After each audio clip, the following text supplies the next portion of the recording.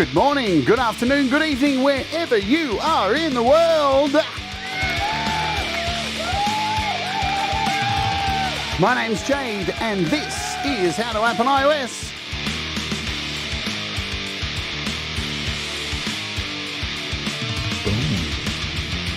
And today it's time for the Creator Rewind number 8 with the Indigo Sunsets. We've got them back on the show. The show is sponsored by DistroKid. And we're going to kick off with a classic, Raging Waterfall by the Indigo Sunsets. Let's Oja!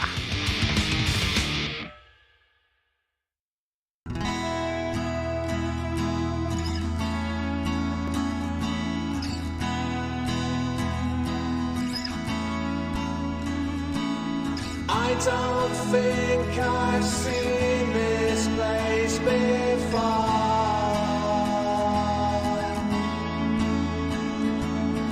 It feels so familiar, now I'm not sure.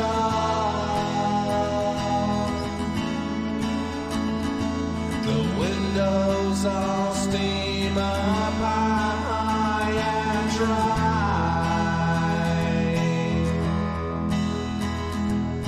I don't think I've seen your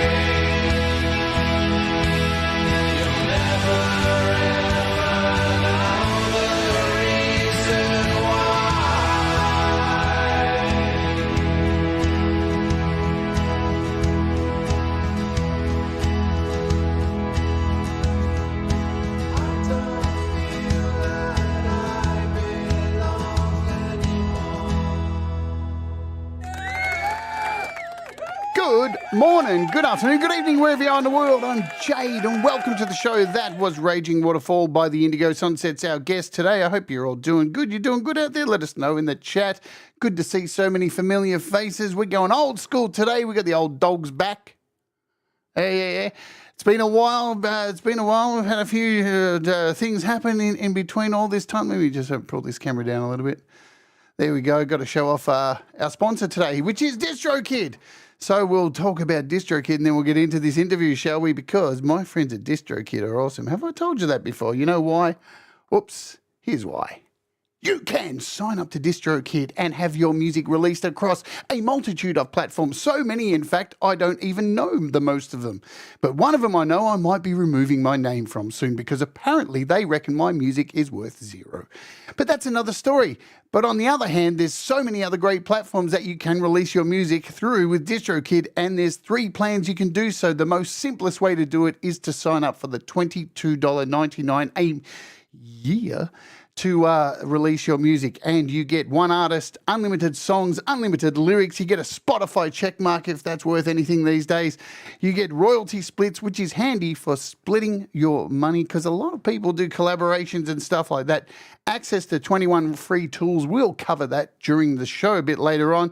And you get your free mobile app where you can release your music, which is handy for us because it used to be, here on DistroKid, you could only release your music on a desktop, but now you can do it all through the app, which is really convenient because this show is called How to App on iOS. How convenient. All right, so $22.99 a month, and if you use my code, see it over there in the corner of the screen all by itself, the lonely little code over there, it is distrokid.com/VIP/Jade Starr. You will get 7% off your first year. Thomas Christ is so kindly slinging the link for you so you don't have to do anything. Click the link, sign up, get 7% off your first year. Everyone's happy, good deal, and your music's out there for the world to listen to against such other artists as Prince, Madonna, Metallica, Megadeth, Vanilla Ice, all the big ones. You know what I'm saying? Boom. All right, let's get into this. Thank you, DistroKid. I need to remind you, do I not? Thank you, DistroKid, for sponsoring this show. Doesn't get creepy at all, does it? It's not weird at all. All right, let's bring on our guest because these guys were one of the early bands that I had on here for an interview because during the time this show started, they were dark times, man. Everybody was locked down in their houses. We couldn't do anything. There was this raging disease going around, and also there was a raging amount of creativity coming out of many, many people. Yeah, and these guys were the formation of that. They were very inspirational amongst this community. We all kind of wanted to be these guys during 2020. I know, I was thinking about like getting Andy and cutting him up and crawling inside his skin and becoming him. No, not really. Forget that. But they were kind of inspirational to a lot of us because their music was so solid and, it just came out of nowhere and we were all big fans at the time and then they just disappeared, didn't they? Well, now they're back and I get the pleasure of having a chat with them again with the Creator Rewind. So let's bring them on. Without further ado, make sure everything's unmuted and stuff like that. Get the crowd roaring. There we go. All right, settle down. It is Stu and Andy from the Indigo Sunsets. Hello, welcome back. Thank you so much. How are you, Jade? I'm okay. How are you guys? Evening. It's late. It's like 11:15 here. So it's we're only going to be on for half an hour, aren't we? Yeah, absolutely. Hey, do you need bitty before bed? Already it's got off to a good start. Straight away. So where the bloody hell have you guys been? That's a really good question. I mean, we didn't actually technically go anywhere. We were just sort of, I don't know, we sort of popped out the first album and then, I don't know, we just sort of tried to take things a bit live and then we had to have a little bit of a break and life just got in the way. And then next thing you know, we started recording again, which was lovely. Well, Andy lost about 16 stone in weight and then started running around the world. So that was part. Right, it's all your fault. It's interesting, you know, you guys, I said as soon as I saw you, you guys have lost a heap of weight. We're all on this weight losing kick at the moment. Russ has lost a crap load of weight. I've lost a bit of weight, put a little bit back on, but we're working on that. But yeah, so what drove you to that point of losing some weight? Were you just feeling like Jabba the Hutt? What's the deal?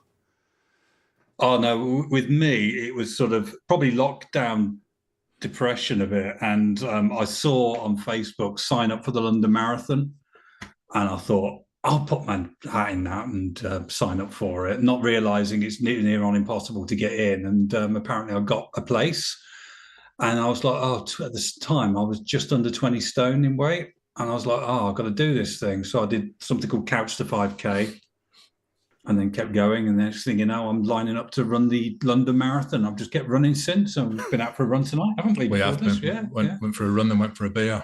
Yeah. I think more importantly. Did you hold hands when you went for a run? No, I had to fucking sit on his shoulder because he runs fast now. Right. So try and keep up with him. What about you, Stu? Because I noticed your weight loss ages ago. Because I follow you on Facebook, and I was just like, you look like a completely different person. How is that? Long story short, so I separated from. I was going to go there. Is that what it was?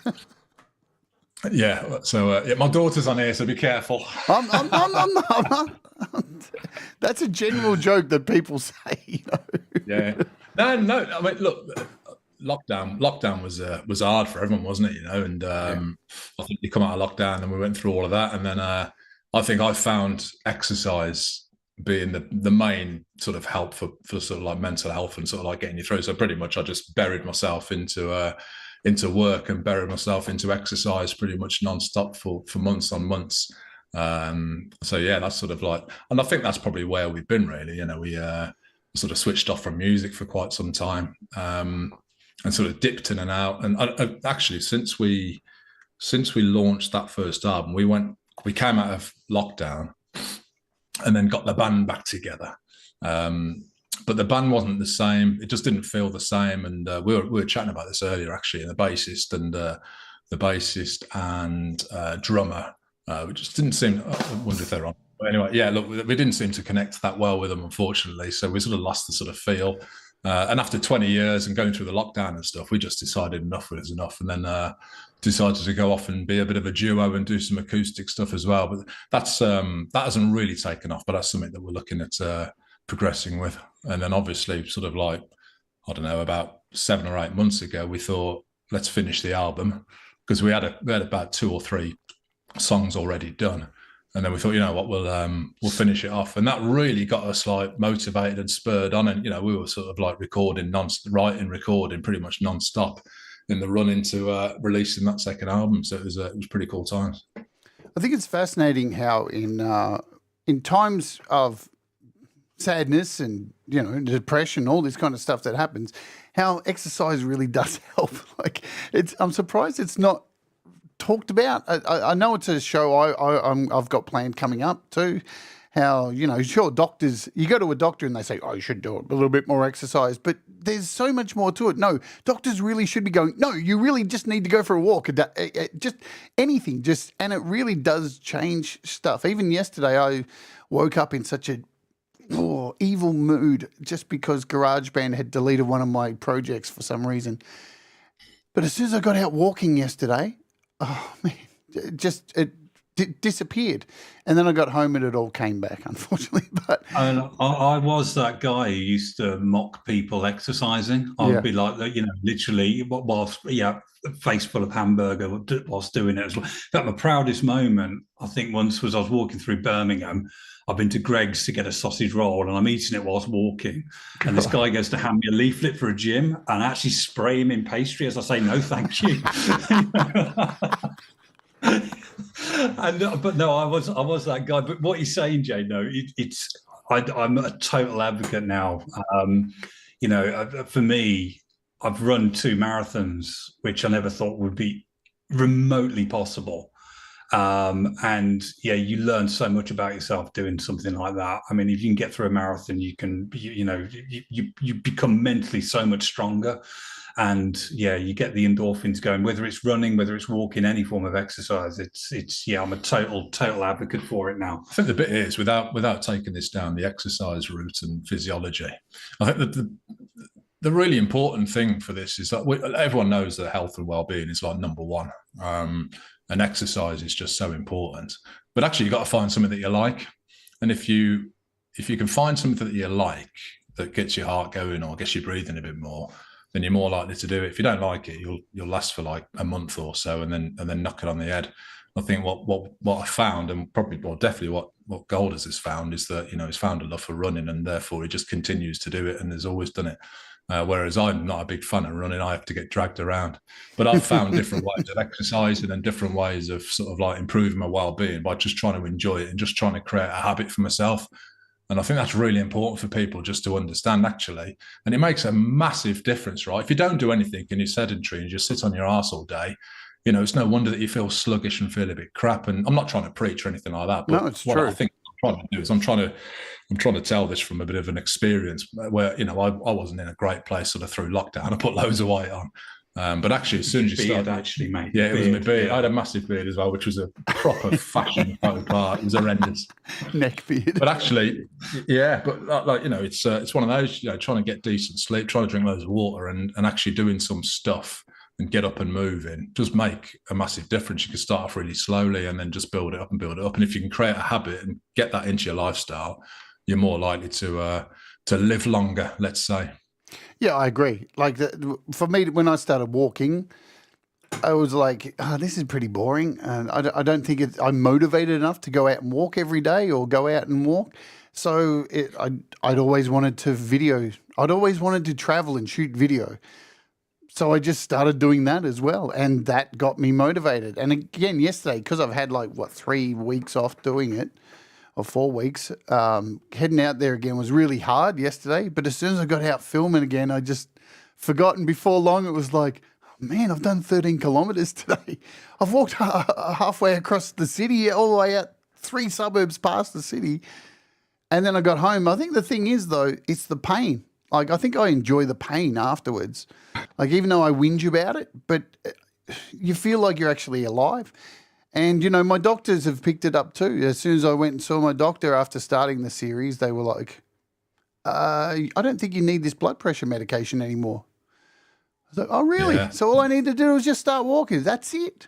So, well, I said to Golders earlier, when we finished our 5K, just had a beer, I said to him, I didn't like it, but it's the after, it's the after feeling, isn't it? It's the endorphins and it's how you feel as well. So that's what's pretty cool. And the beer at the end. Yeah, always a beer at the end. That's how I finished yesterday. Sadly, they didn't have the beer I wanted. So Chili will be upset about that. All right, because this is a rewind show, we've had you on before. If people haven't seen the previous interview, you can go back and watch that. But what I want to hear from now, it's up to you. If you both want to answer this, I'm your CEO, the CEO of the Indigo Sunsets, and I want to know what the hell you've been doing with all that money I'm paying you. And I run into you in the elevator and say to you, hello, what is the Indigo Sunsets elevator pitch to me to keep you on my payroll? Go on, Golders, you're in. I think, we're 2 middle-aged blokes who enjoy music. This is harder than I thought it was going to be. Actually, no, we enjoy our 90s sound. We enjoy our recording. We are. Yeah, what are we exactly? This is the thing. How on earth do you pitch what we do? It's, I think, essentially, we probably don't take it quite as seriously as perhaps we should do. No, two blokes who met each other probably 22 years ago? No, 28, mate. 20. Oh God, Christ! 28 years ago, formed a covers band, played in bands for that period of time, and found ourselves starting to like each other's music. Albeit we didn't really like each other's music at the beginning, and then decided that we would use all of our influences to write and record a couple of albums that are now live on all streaming platforms. So bucket list ticked off. Has it changed? Do you still not like each other's music? No, funnily enough, no, because when we first met, I hated with a passion Oasis. When this is like in the 90s, when we first met. And Stu was into a big Starr. And yet I was listening to like Jimi Hendrix, the Beatles, the Stones, Led Zeppelin, all that sort of thing. So I was sort of stuck in this sort of like late 60s, early 70s loop. And Stu was like Mr. 90s at the time. And then when we started our covers band, we just literally almost alternate between the song you liked and the song I liked. And then over time, as you sort of get to know these tunes, you perform them live yourselves, they start to mean something to you. And now I'm a massive Oasis fan now, and you've got into like the Hendrix and Neil Young and that sort of thing off the back of what I've done. So we've basically learned from each other over the years. And the thing is, it meshes so well now because there's elements of everything that we do in this particular album, which is very much my influences and Stu influences. But it's almost like we just know instinctively now, because we played music for so long with each other, what's going to sort of motivate both of us. And it seems to work. It really does seem to work. It's funny, isn't it, music? Because I was quite closed off in the 90s, so I wouldn't hear anything unless it was Britpop indie sort of like style. I went through Nirvana to start with, and I sort of went into hugely into the indie scene, into like Oasis, the Charlatans, and all of those types of bands, and didn't really open myself up to any sort of other music. I sort of grew my hair like I was one of them. Obviously, I was in a band, and then as sort of time went on, you start to listen to other different pieces of music, and that's when we found Led Zeppelin. I'd never really listened to a lot of Led Zeppelin until we got the privilege of doing some stuff with Robert Plant. And now I even listen to some of my daughter's music. So my daughter's music, she listens to all sorts of. I used to call it garbage, but actually we were in the car. We were in the car, taking them to school the other day, and we had some of her music on. And actually, it was all right the way it's structured, the way it's produced and all that sort of stuff. And normally I'd be like, no chance, this is awful. And I've had to try and teach my daughters, not to be closed off to music as well. They'll be saying things like that's rubbish and that's rubbish, but actually it's about listening to the music and feeling it. And I think that's quite important. So I think I've evolved in terms of how I listen to music and how it influences me and inspires me to write. I agree fully with that. Hey, thank you, Camp G, mate, for the kind super chat. You rock, my friend. Speaking of, I'll come back to what we were just talking about there. G-May has an amazing event coming up this weekend. It is called Metal Fest. Let me do a quick plug for it because he's, where are we? Camp G-May, bring it up. Camp G-May, here we go. Metal Fest is happening this weekend on his channel. Where are we? And it is a celebration of all things metal. And I'm lucky enough to be a part of this, it looks like. So there's a whole bunch of artists playing. Here it is here. Let me show you. There you go. Metal Fest. It's happening in 2 days' time. There's like 20 artists playing, 20-minute sets. So that is happening this weekend. So make sure you set it, do your reminders and all of that jazz. You know what? It's tough, guys, I think, because I was a metalhead. Well, I still am a metalhead. But when you're younger, you kind of stick to your lane and everything else is shit. Yeah. Everything else is shit. It's just like, no, I'm not listening to that. It's shit. If it's not metal, it's shit.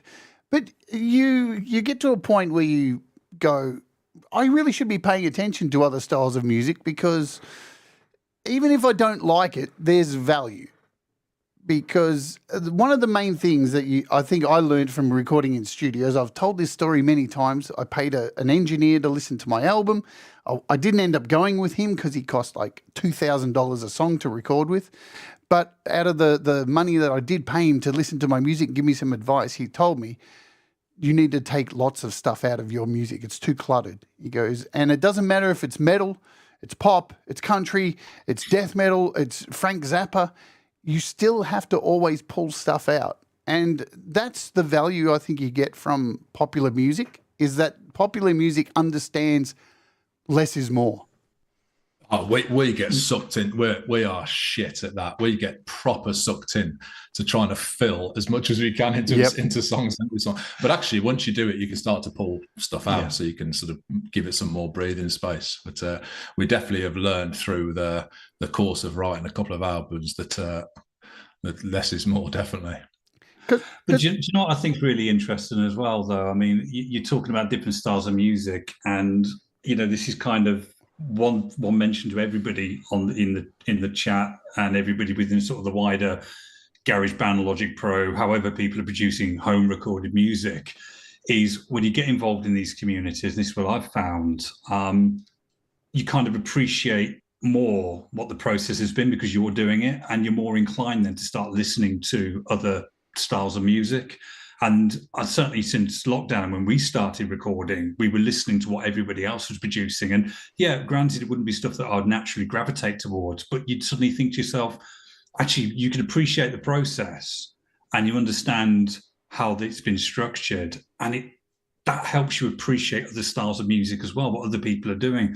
So you've mentioned metal. That I'm not a natural metalhead myself, but there's Hubsy on there straight away. I'm a massive Gary Hubs fan, and it's not my style of music, but I know what Gary's gone through to write his stuff, record his stuff. I've got a natural affinity with him because we both started on iPhone 6Ss as well on GarageBand, which was incredible. But you get to understand the process, and through that you start to love other people's music. So there's a lot of guys who we've been interacting with when we've been around the channels, that is, and listening to other people's music. And yeah, it's not stuff you naturally gravitate towards, but you grow to love it because you understand what's gone through. It's my coffee machine. I didn't press anything. You're making another one. I didn't press anything, I promise. I've got one of these fancy coffee machines, right, that cleans itself. DeLonghi. So it starts to... It's like a cat, is it? Just licks itself clean. Right. Goldsby was on fire then. He was proper filling the show. I was as well, yeah. No, I was on heartfelt mention of other people's music and what it means to us. And I get rudely interrupted by that heap of shit in the corner. It's fascinating, other styles of music, because I remember somebody pointed out to me a few years ago and said, hey, you know how you like Metallica and stuff? Listen to this. Did you know this is the same chord structure of a Metallica song? And I forget what song it was, but it was a dance song. And I was like, oh, shit, it really is. I mean, just because they're different styles of music, there's no extra notes in a scale, or there's no like magical chord progressions. It's still the same shit.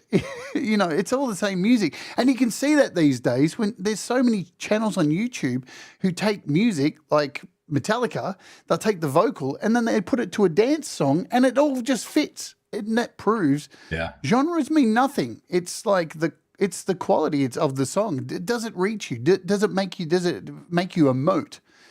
It doesn't really matter what the style is. If it doesn't make you emote, then you're not going to listen to it, are you? Regardless. No, absolutely. Agreed. So we'll play another song. We're at the half an hour point. Then we'll come back and say hello to everybody. We're going to play another older song. Which one did we choose? We decided on "Let Me In," didn't we? Yes, we did. Did we? Yeah. I can't remember what the fuck happened 20 minutes ago. So we'll play another track. This is from the original album, The Comeback, which we're going to talk about why it was called that. Because it seems like now's more a comeback than before. I don't know. Let's play this. Yeah, that's a good point. We got them round the wrong way, didn't we?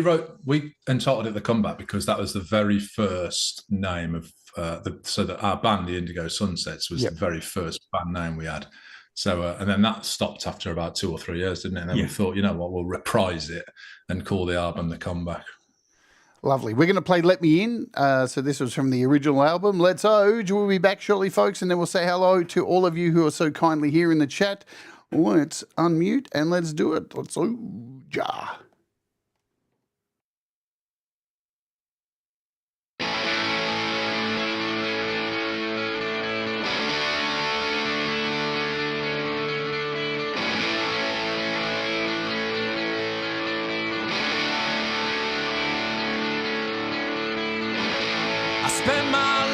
soul hypnotized, staring through my tinted eyes. So tell me which way I should turn. Lessons lost, lessons learned. So give me one more chance to shine, and then I'll be defined.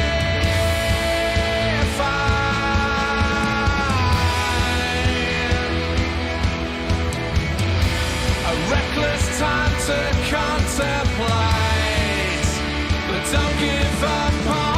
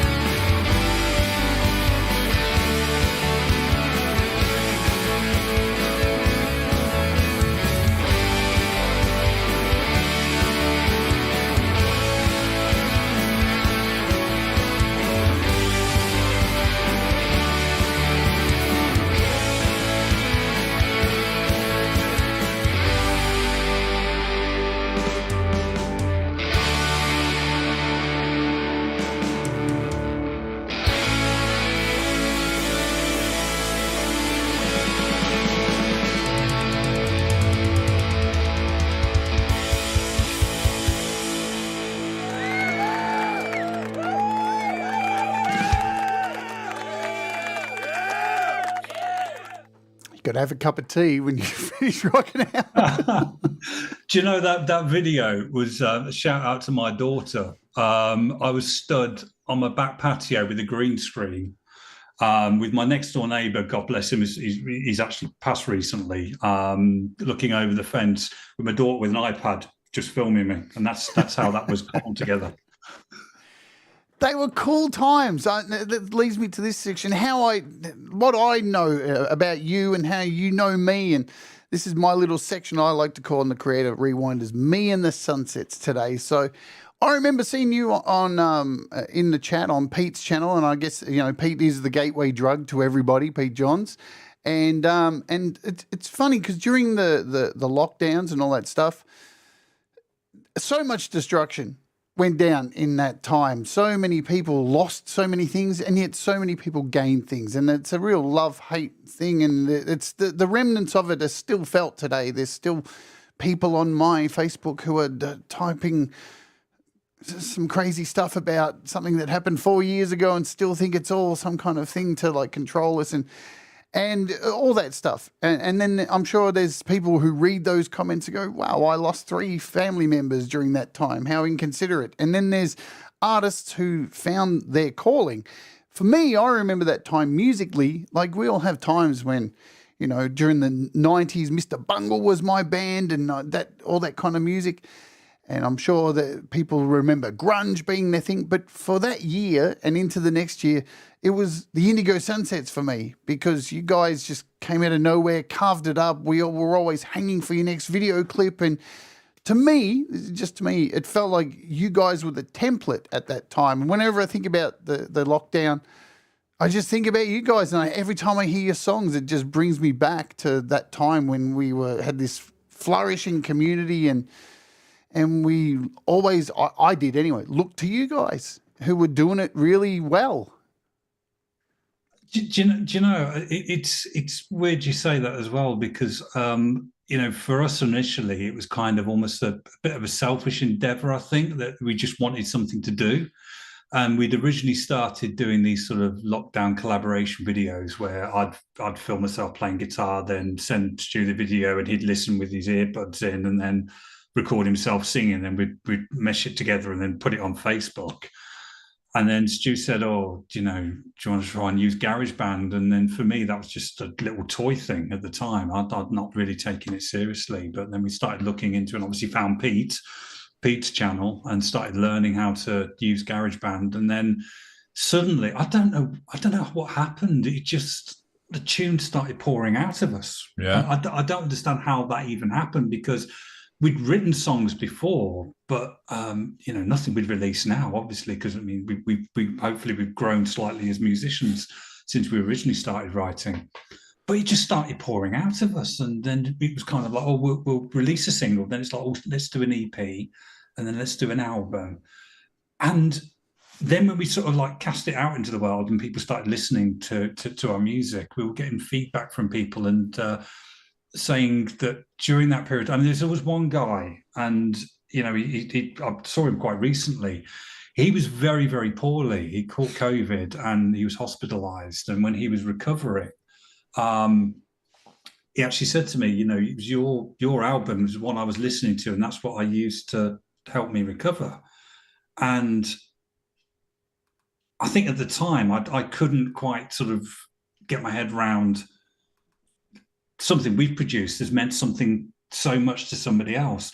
And that was the real power of it then. It was kind of like, oh my God, actually something that we've done has actually meant something to somebody else. It was kind of just for us at the time, and now it's suddenly out there and everybody else is enjoying it. Yeah, I think that's still, look, we never really did this to create any sort of rock stardom, or we didn't get our heads together and start writing stuff to sort of like get out. We just try to find something to do, I think, and that those collaboration things.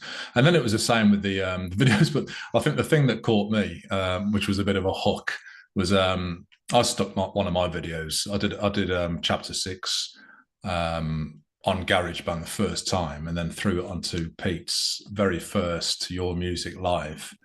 And when it was on there, I mean, my heart was racing, and I was like, fucking hell.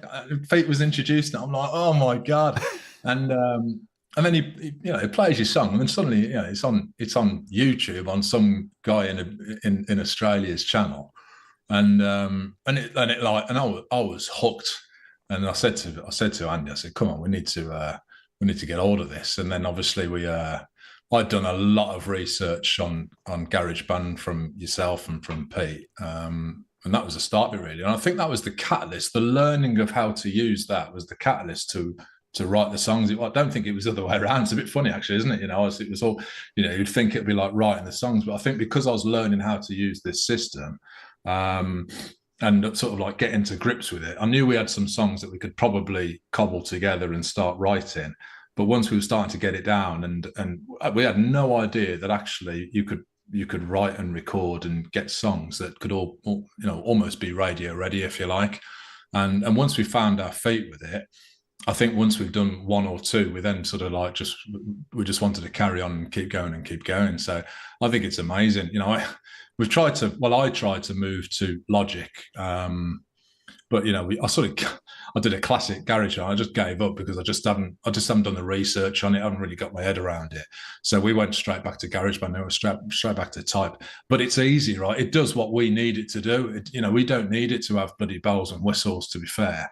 If it plays guitar, if we can get a guitar into it and some microphones, and then get some drums into it, and then put some synths on the top, that's pretty much as simple as it gets for me. Tones in your fingers, guitar players. You don't need all these little, add-ons and stuff. You can play guitar. The tones in your fingers. You can make it sound good. It's all in the fingers. It's amazing how that comment sparked about 200 videos on YouTube. Good God, Glenn Fricker. It is interesting though, because like I think people still live in this bubble that it's like, there are so many bands who just all of a sudden it seems like they were overnight successes. But when you go back live, that's a band for sure. You can look at this band live. All of a sudden they came out of nowhere. They had these big hit singles. They were touring, and people were like, they just come out and they previously had albums before. And sometimes it's just most of the time it's the right place and the right time where there's a gap that needs to be filled, and you just happen to have that thing that is a movement of the time. It's the same for me listening to so many other bands. There's so many other bands I can pinpoint exactly the decade, the year when I got into that kind of style and everything else that shot off, and it's where my mindset was. And we were all collectively, I think, around that time looking for something that could, I don't know, bring people together. I know in this community, and that's what I think. And then you got played on BBC, and it was like, and not the one you're thinking of, folks. I remember the first time BBC Radio picked us up. I just remember laughing my ass off, thinking this is something I've recorded in my conservatory on my iPhone. something I recorded in my pants. At least I know it's on the radio. It's like, this is hilarious. This is so funny. But it's the way. If you talk to any major artist, something that normally blows up and is out of control was something that was thrown together like, oh, we just added that song. It was the last song on the album. We didn't really care about it. And then all of a sudden, that's the song they're playing for the rest of their life that is being demanded to play. It's strange the way the music industry really works. Don't try and work it out, because you never will. It's just always right for yourself. Let's say hello to folks here, and then we'll continue on. We got Fish. So thank you all for being here. We got Legs, Chili, Coldacre, Tremor Bear, Jamie Mallender, dude, Hugh Caldwell. What's happening? I saw Pete Johns earlier in the chat, because I probably won't be able to scroll up fast enough. Throw a comment in the chat so I can find you guys. Scott Borthwick, Thomas Christ, of course. I saw Brad Example up there earlier. Who else can I see? We got, of course, Camp G-May. If I can't find it, just throw me a chat. We've got Nippleback. Who else? I know your daughter's here as well. Is that right, Stu? I think so. Yeah, she's in there somewhere. Leela's Some here. funky name. Hello to you all. If you don't leave a comment, I can't find it because I can't scroll up high enough. Kim Hudson. JB should be at work, by the way. He shouldn't be commenting. He should be at work. Rob Davies. Hello. Says, I'm 16 stone to 15, walking the dogs, legs off, mostly listening to album lads, shooting the breeze, insignificant, waiting, and know all the words to them. Just brilliant music, lads. It's true. The songs are like that. Every time I hear them, I know all the words as well. And there's not too many artists around the whole broad community here on YouTube that I know all the lyrics to. So that's a thing. I guess I've just overplayed it. Or it's funny, I remember 2 years ago, your music was my most overplayed album, but somehow when I got my results for, how Spotify and YouTube send you the stuff you've been listening to the most, your music wasn't even in there, but the Lily Pillies was at the top. How does that even work? I don't know. No, the Lily Pillies are ace. They are unbelievably good. Unbelievable. We love them. Absolutely. And I'm not saying that they're not good. I'm just saying I think I listen to you guys more than them, but somehow the statistics lied. Whatever. So the comeback. So the comeback we briefly discussed. So you were putting out singles back then, one after another, and then it was time to release an album. And the comeback was a callback. I get confused here. A callback to an original band. Was that what it was? I can't remember. Yeah, the Indigo Sunsets. Yeah, our very first band now. I don't know where that came from. I remember. I was obsessed with the song Waterloo Sunset, and we were sat in the Crown in Catsill, and you said the band name, and I just thought of the first colour that came into my head, which was indigo, and then the word sunset, because I like the song Waterloo Sunset, and that was how we came up with the title. There you go. And that was back in 1997. Yeah. So during COVID, now, because you guys were a wedding band, if people who don't know this haven't seen the previous... We weren't a wedding band. What's Jesus that? Christ. No. Yeah, but we played weddings. We didn't play weddings, but that was only... They're fucking loads as a wedding band. No. They used to be good gigs for us, though, because basically you get fed. Right, weddings were the worst gigs to play, right? Disagree. No, right. Hang on, the worst to play, but the best money. Let me tell you exactly what happened at weddings, apart from the buffets, right? You'd get there, right? You'd have to get there mega early because the room would be like having to get dressed up. So you have to get there mega early and set up and then faff about for ages. Then, right, when you start, you go on at like 9:30 and do your first few tracks, whatever it might be, to an empty dance floor, right? Every wedding, because all the guests are like come from far afield, and you used to get the 5-year-olds skidding on their knees. Yeah, that's true. Yeah, we had loads of them. So you got people haven't seen each other for ages. Most weddings would have a dual room, so you'd have a bar like next door, so there'd be no fucker in there, right? And then you'd go on for the second half. No one wants to dance because they're all full of like bloody Cornish pasties or whatever's on the wedding food. And then 2 songs before the end, everyone's up, right, with ties around their heads, giving it everything. And then at the very end, they're like going more, and you're like, well, where the fuck were you like an hour ago? So I wasn't a fan of playing weddings at all. Much rather play. The money was good, to be fair, but I'd much rather play a pub where people go to listen to the band. It was a night out for me. I used to get fed. Normally, I've been in a nice little stately home somewhere, nice gardens to look at, roses to go and study. Yeah, Jamie Mullen music as well. Jamie Mullen just said he plays weddings, awful gigs. Agreed, Jamie. No, the gig itself was awful, but the evening out was quite pleasant for me, so I used to quite enjoy them as well. I got the reaction I wanted. I got written down here, call them a wedding band, watch reaction. Spin me right round, baby, right round. I mean, we didn't really want to we thought it was a little bit cheesy to be a covers band when we first started out. So when we first kicked off, we actually had some original songs that we sort of like weaved into the set. And actually, those songs used to go down really well, don't they? You know, we need to record one again. Actually, yeah, we do. Yeah. And people actually used to sing those songs back to us in some of the pubs that we played. So it was really cool to be able to play some of our own stuff. And then we ended up pretty much just being a fully fledged covers band, not a wedding band, but a fully fledged covers band for years and years. Then, which was cool, right? You know, some gigs you get there and be like, I can't be arsed. Some gigs, if the crowd are ace, there was a mega gig. You know, if the crowd are right behind you, it's an awesome gig. I mean, you just play some. You know, we played a gig to like 2 people and a dog in Malvern. Was it? It was a nice dog, though. Very friendly. You didn't let the dog in for free, did you? Sorry, I'm calling back bad news. Oh no! Play some whistles. I used to do wedding gigs as well, but I'll tell you what, the only time I did weddings was when I was single, because then I could roam around at the end and try and pick up the scraps on the dance floor. I can't believe I just called people scraps. What am I doing?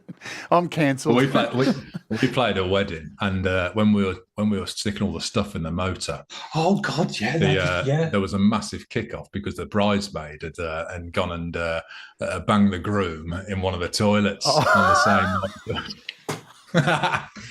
What was awesome, we then actually followed them out to the car park and watched him leave as well. Honestly, yeah, it was a proper kick-off. That was it, night over, but we got the entertainment. It was amazing that night. There's always drama at weddings. When I got married, I did it totally off. My wedding was the most insane wedding ever. We spent 20 grand on our wedding. We didn't hire a band.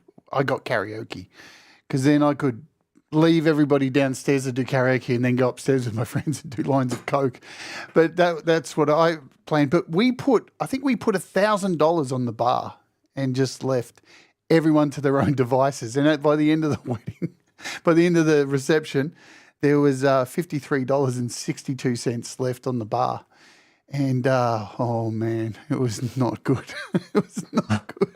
But karaoke was much better because people were into it. I think, with karaoke, at least you don't have that thing of everybody too scared to go on the dance floor because everybody wants to be involved in karaoke. And it was cheaper too. So more money on absolutely. Coke and booze. Yes, I was married, Fish, and she's now dead. Anyway, so dead to me anyway.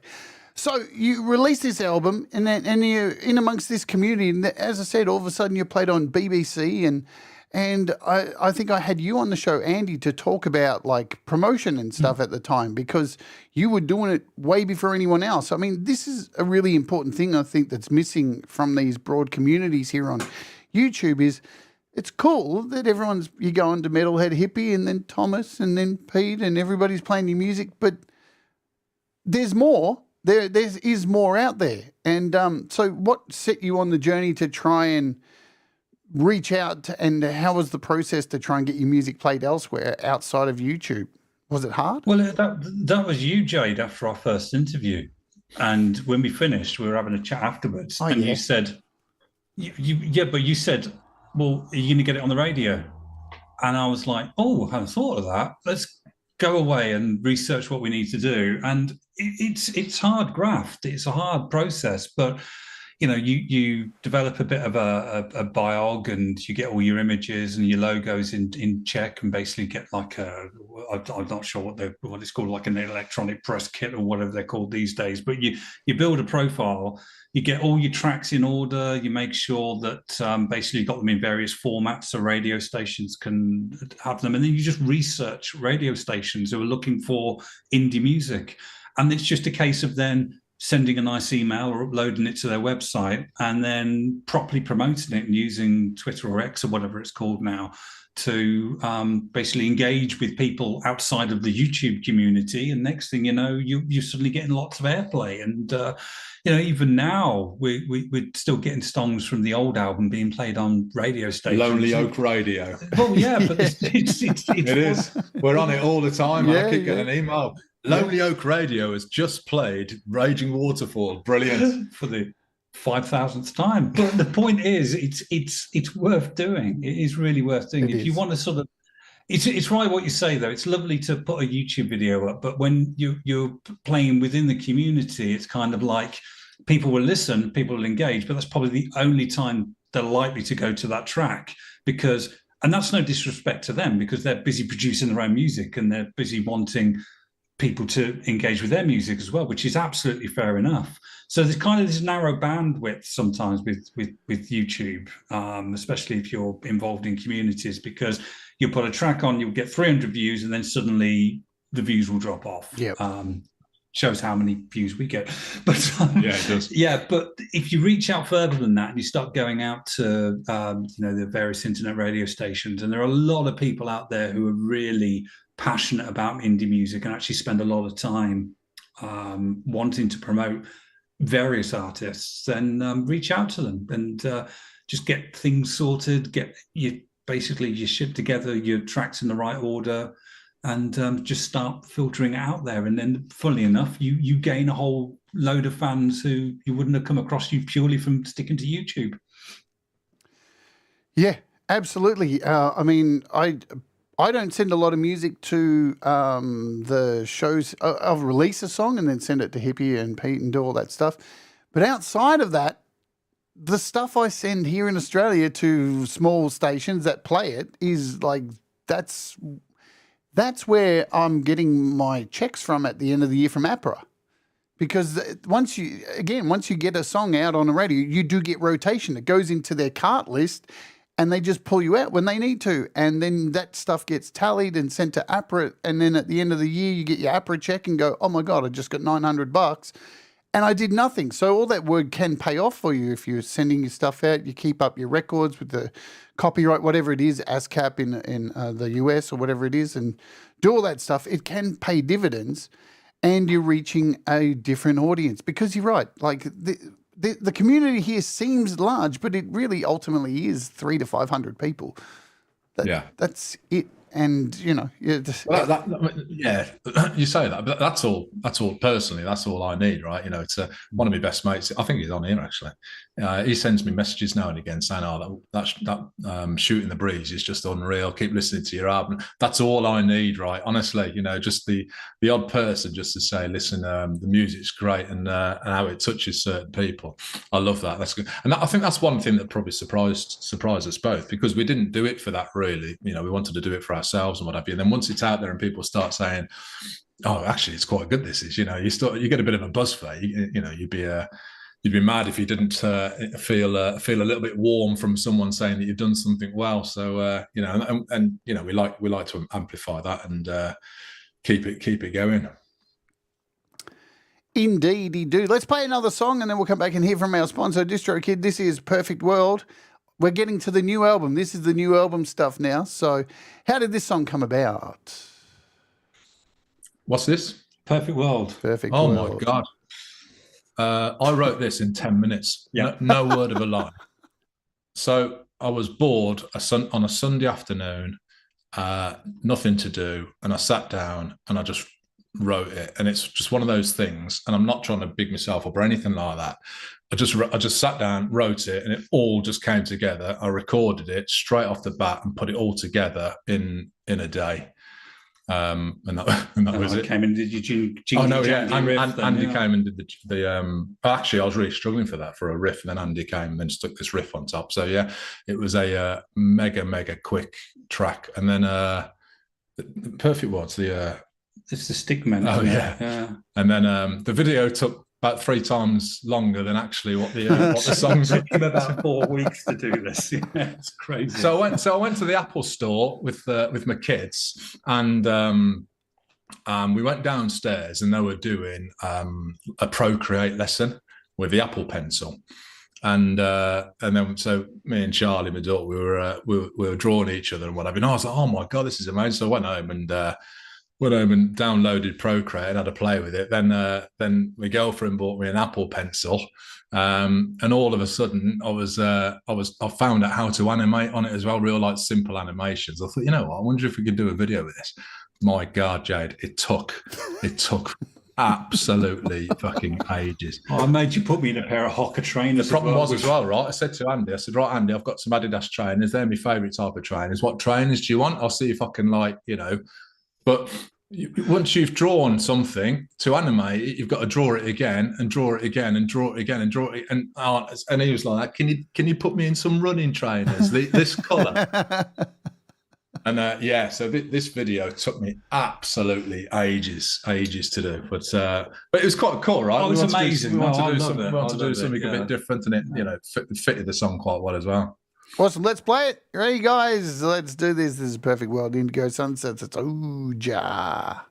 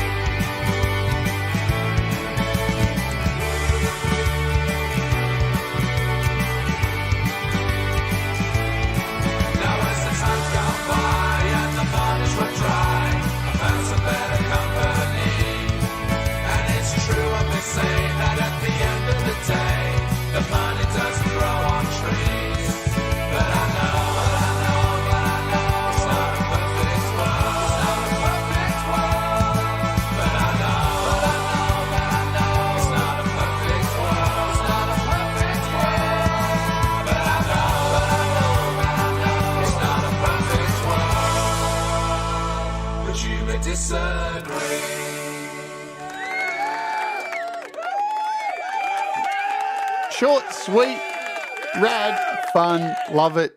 Yeah, I do like video clips that step outside the box to do something completely different, and that one is awesome. And you know what? If you had tried to overcomplicate it, it would have sucked. Simple is best. That's what they say anyway. Yeah, I mean, that was, funnily enough, most of our songs like 4 minutes. We really struggle to write short songs. And actually on this second album, there's 2 or 3 songs that are just over 2 minutes. So we were delighted because it's a quicker process. Yeah, absolutely. We are at the halfway point of the show, folks, and I'm going to talk about our sponsor today, which is DistroKid. Yes, DistroKid. If you want to get your music released out to all the major platforms, so many of them, you can do so very easily these days with DistroKid. I've been using DistroKid since too many years, probably nearly 10 years I've been using them, way before they decided to sponsor this show, and it is as cheap as $22.99 annually to have a limited amount of songs, upload your lyrics, do all that kind of stuff to get your music out to all those places. And you can actually make a decision, you know, if you go to your upload, click over here, upload music, you can decide where it goes. Look, you've got all these check boxes. So if somehow you wanted to release music and do a protest and say, no, thank you, you can do that too for Spotify. That is a thing you can do.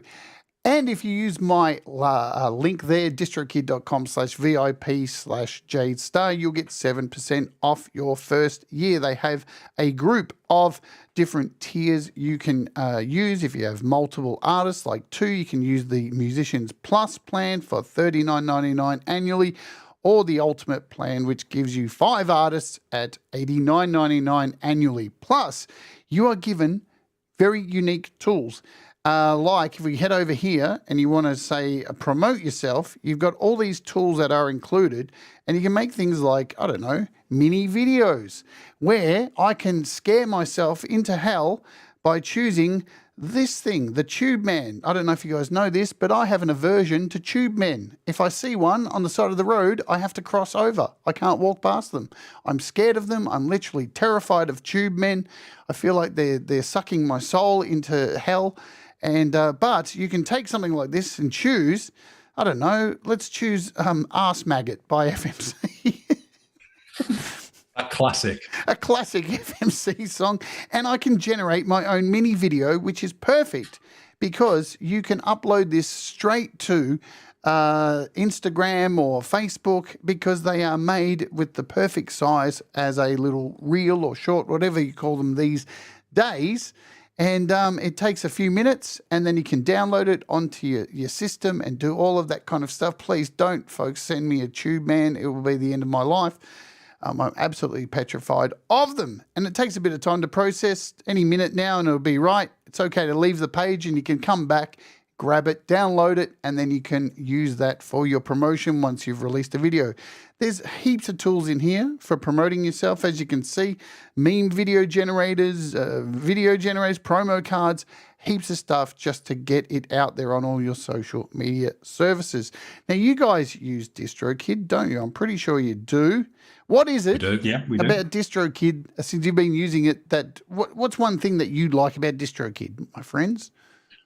The absolute simplicity of it. I didn't know it would be that easy to be able to get songs onto Spotify or the streaming platforms, if you like. And so I think since they put it onto the mobile device as well, so now you can do it from, I think we had to do it on the bloody laptop last time. Yeah. But now we did it all from the iPad this one, and it was dead quick, dead easy, dead straightforward, and uploaded really quick, and all of a sudden the whole thing's done and dusted. I think it was live about 2 days after we uploaded it, so it's really quick as well to actually be released onto the platforms. It's definitely What I like about DistroKid as well is the feature where you can actually select to have your money paid to charities as well. So the £1.50 you get from Spotify can actually go and do some good somewhere. Essentially, I don't think we've even made £1. I don't think they even give that out. If it's less than something, they give you nothing now. So, but I mean, when we released the first album, Christ, I sound like prolific album writers here. When we did the first album, we cocked it up. I think I remember. I remember that. Yeah. We put a song on. I was listening to it on Spotify, and I was like, "What the fuck is that?" Like, and we were like, "Oh my, we have to take it off. We've got to take it off." And we emailed DistroKid, and the guy came back to us, just one of the agents, whoever it was, and he was awesome.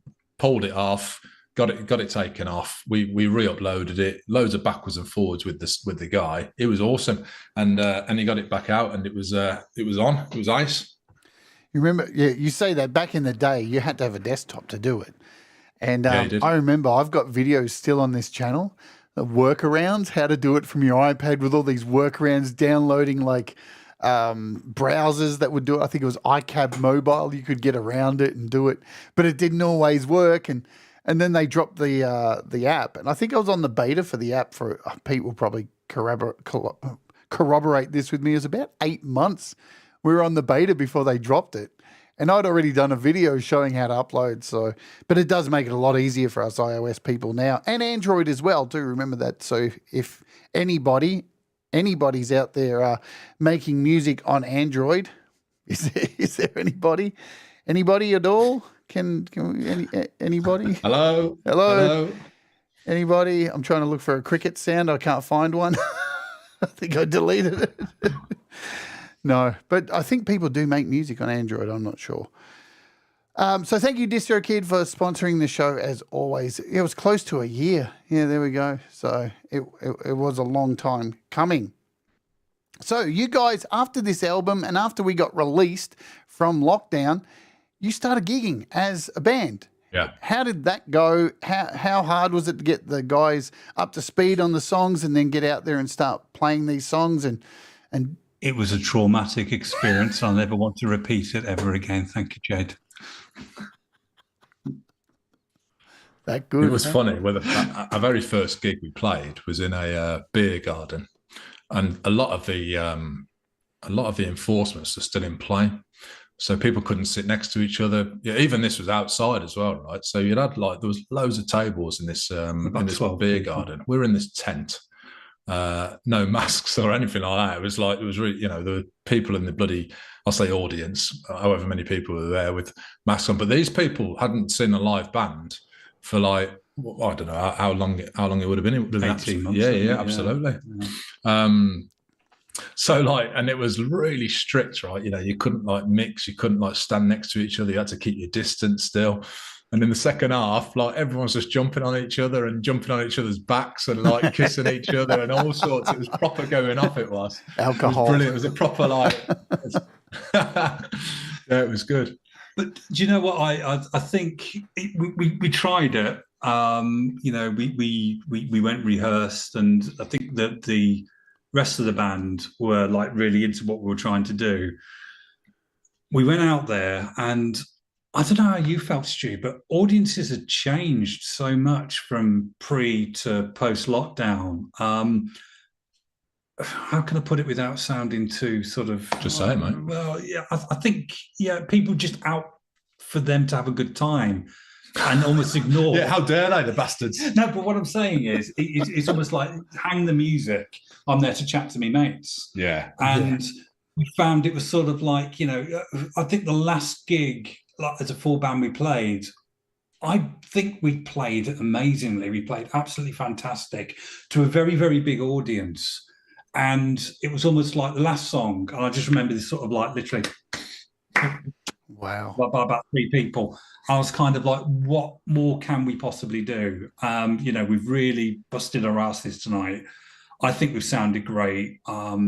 And that's a response. But that was a response we tend to be getting after lockdown. Now I just thought, you know what? I don't really want to do this anymore. Yeah, before lockdown, we were playing quite a lot of muso venues. So we play pubs where people would go to watch bands and turn up to watch bands. And I think that might have changed. That landscape might have changed a little. But I'm not too sure if it did, or we just got shitter as a band, maybe. I mean, the band that we were in after lockdown, it was a struggle, wasn't it? Yeah, it was, and maybe that was part of it. Maybe we didn't sort of connect, and then therefore, if you don't connect that well as a band, it's probably quite difficult to connect with the people that are listening as well. So that might have had something to do with it as well. But I think it just came to a head, and when you don't mix that well, look, I didn't hate them, so don't get me wrong or anything like that. It was we had a few musical differences. The drummer was a maniac, lovely lad, but maniac.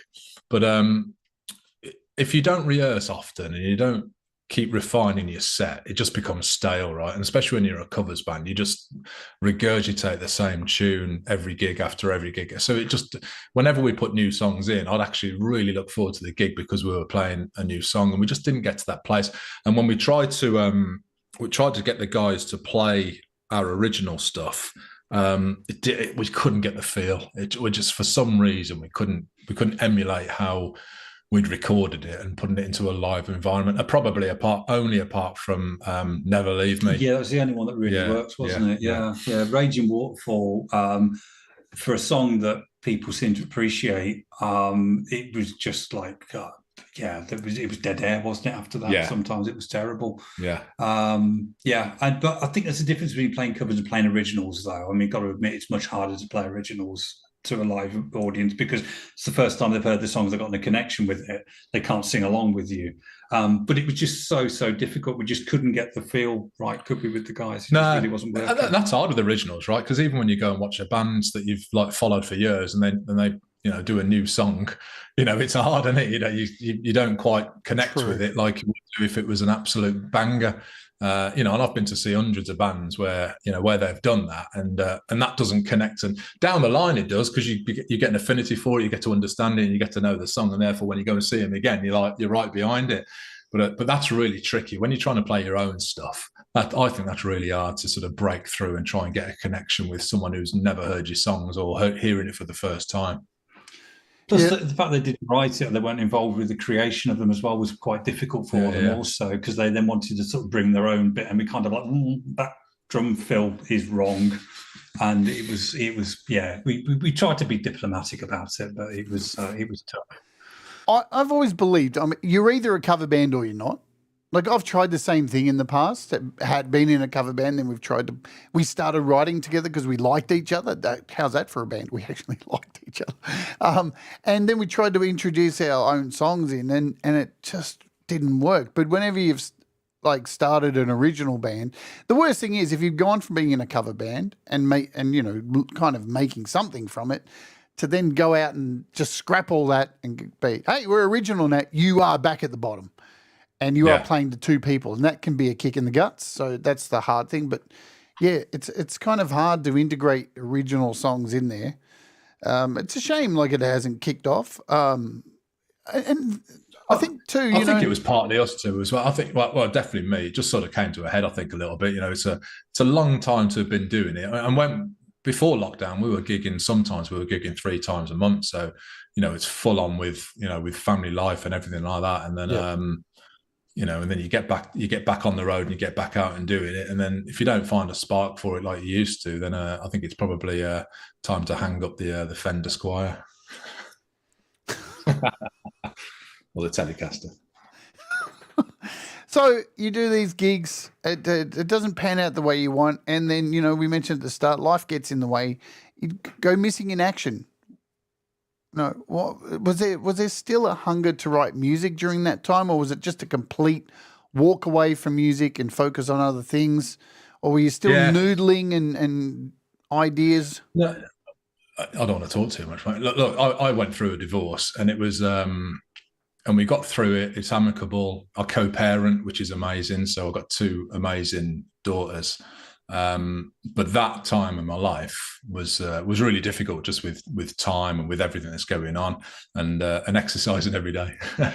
And when you co-parent as well, I've got the kids loads, and I dote on them. So I think time was just running out. I've got a really hectic work life as well, so just trying to find that balance. And then met another young lady, and then things just get prioritized, and things get put on the back burner. So it's one of the.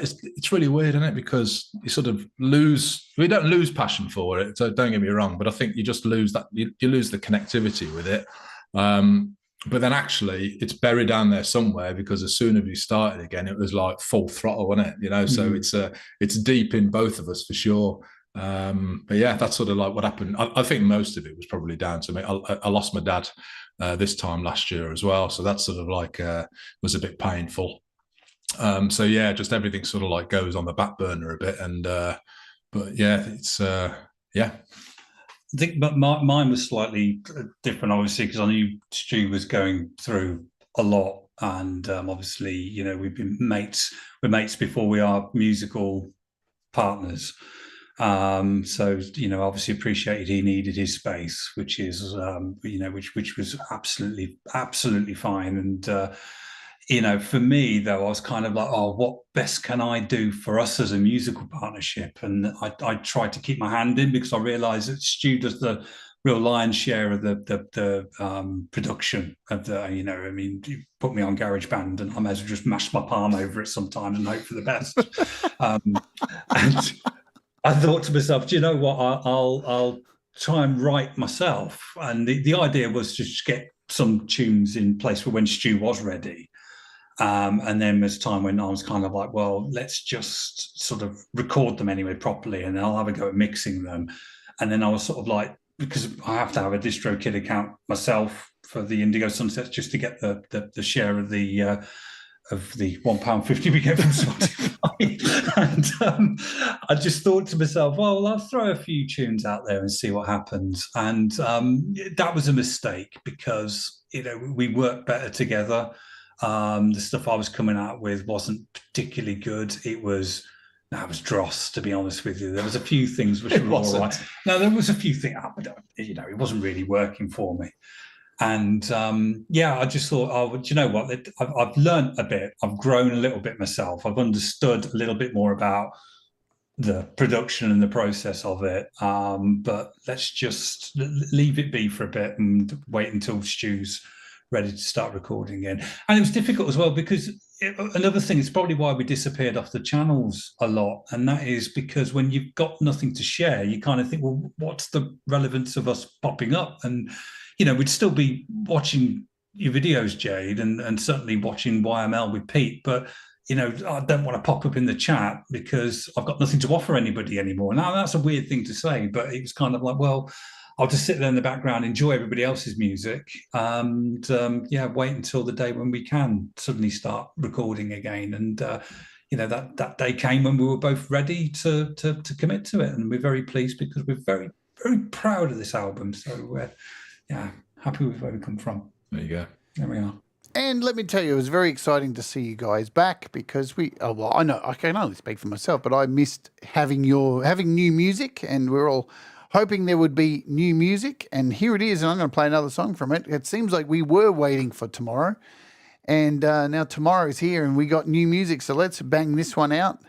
Are you ready, guys? Let's play this, Waiting for Tomorrow by the Indigo Sunsets. It's Oja.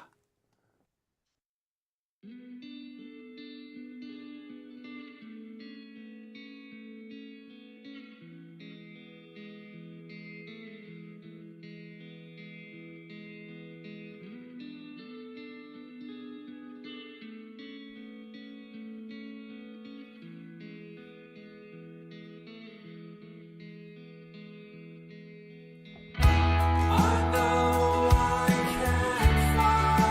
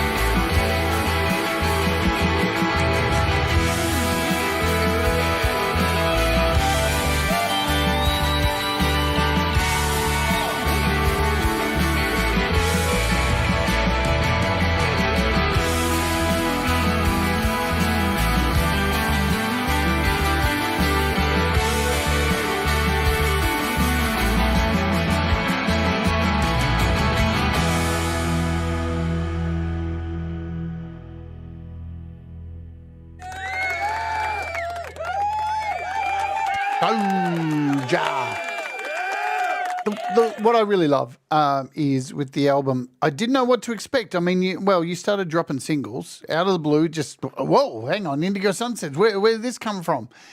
And I was scared when I first clicked it. You know what it's like when you really love a band and then, I don't know, I've just been burnt too many times by bands and you know, am I going to like this album or is it going to take me 3 weeks to get into it and start to like it? Because there is a time where many bands will go, you know what, we're just going to fuck over our fans and just do something completely different.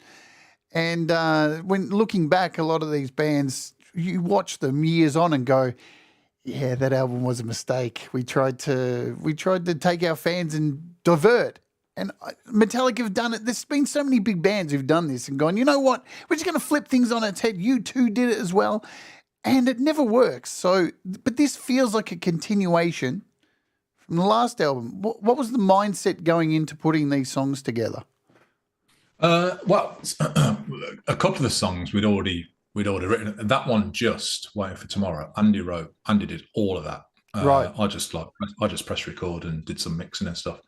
And the vocals, obviously, but Andy had already done that when I went into hiding. He'd released that, and we listened to it one night, didn't we? And I was like, "Oh God, I'd love to maybe redo it and put some vocals on it." With every respect to what Andy had done, obviously.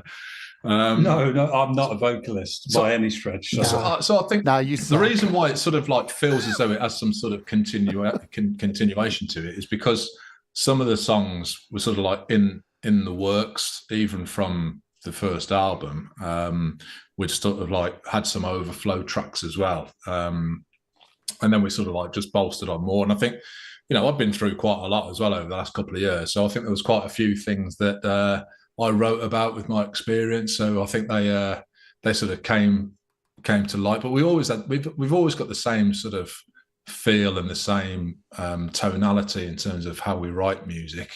And what we love, and we use. I use voice memos, so I'll just get an acoustic guitar. If I get an idea, I'll just get an acoustic guitar and I'll put something into a voice memo, and then I'll send it to Andy, and then Andy will come round and put it together in like 2 minutes on his guitar, and sort of like off we go. And I think as well, it's still us at the end of the day. I mean, what helps us is we're not trying to do anything with it in a weird way, are we? We're not trying to be anything. We're just two guys who love making music first and foremost. So there's no need for us to try and sort of like reinvent the wheel in any way. I mean, we're not going to suddenly release a Bossa Nova album anytime soon or anything like that. It's just us. Sorry, Jade. But it's just a continuation. So when we, the stuff that we're writing now still has that same feel to it, and it's just it's just what if it floats our boat and we sort of bounce off each other, and if we're enjoying it, then that's what we're going to record. So very selfish to begin with, because if we like it, we'll record it and then throw it out there and hope for the best. But that's probably why it sounds similar and we're almost a continuation, is because we're not trying to reinvent the wheel. We just know what works for us. I think we tried. I think the first album we wrote, a lot of the songs that we did write didn't really mean anything. They're sort of like, there's quite a lot of bands out there who quite openly say that a lot of their lyrics and things like that just, they don't have any meaning. They just put something together and see if it works. So I think we did that quite a bit for the first album. But this one, most of the songs had a meaning to it. They had some sort of structure before we started it. Whereas I think the album before, we put a lot of the music down first off, and then we tried to put the lyrics and stuff over the top of it. Whereas I think the most of the songs that we did for this album, we sort of structured it together all at the same sort of time, if you like. So it's quite an interesting, different dynamic of how we've written the latest album. Yeah, so the first album, as we've discussed many times, was during lockdown, and so you weren't really seeing each other. Did this one still maintain the whole sending of files back together, or was there more times where you could get together and actually record together, or was this still a separate thing? The first album was done.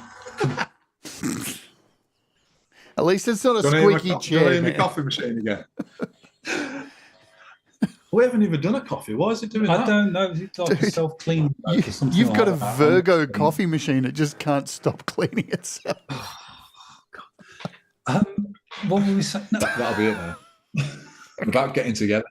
What was, yeah, but no, first album, because obviously we couldn't meet up because of obviously restrictions and stuff, that was done totally online. And we used to have FaceTime where, you know, we'd sit there both with the track loaded up on GarageBand and we'd be on FaceTime and we'd do this, right, 3, 2, 1, play. And we'd both sit there watching each other listen to the music just to make sure that we were happy with it. And that was kind of how the first album was done completely remotely, apart from towards the end where we could, I think you were allowed like one person in your house or something like that. And I was the one allowed in Stu's to polish off that album. This one, though, has been recorded right where we're sat. Right. It was basically in the same room, which has been an interesting experience, hasn't it? Because I think we've been able to have that immediate reaction to a take rather than, I think the first album, it was kind of more of a, oh, that'll do, because it was so time consuming to sort of go backwards and forwards with each other. And if you do listen to some of the stems on the original album, that'd be awful. They wouldn't get anywhere near what we're doing now.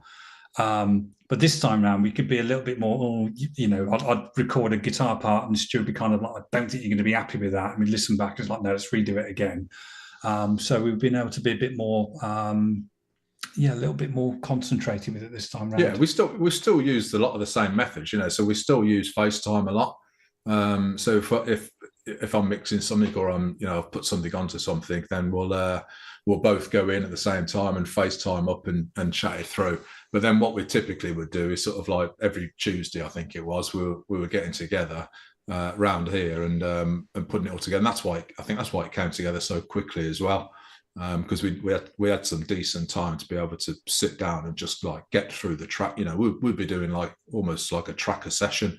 And that's a lot more difficult if you're collaborating from each other's houses. So actually, when you sat next together, it's a lot easier and a lot quicker as well. Yeah, look, it's one of the things I think that a lot of people don't get to experience with so many of us with home studios, having somebody to prod you and go, you can do better than that. Now, I miss that from being actually in recording studios. I mean, I've had some people who I've worked with. One album I did for this band Peppertoe, for this guy, which I've played on the channel, the Peppertoe album.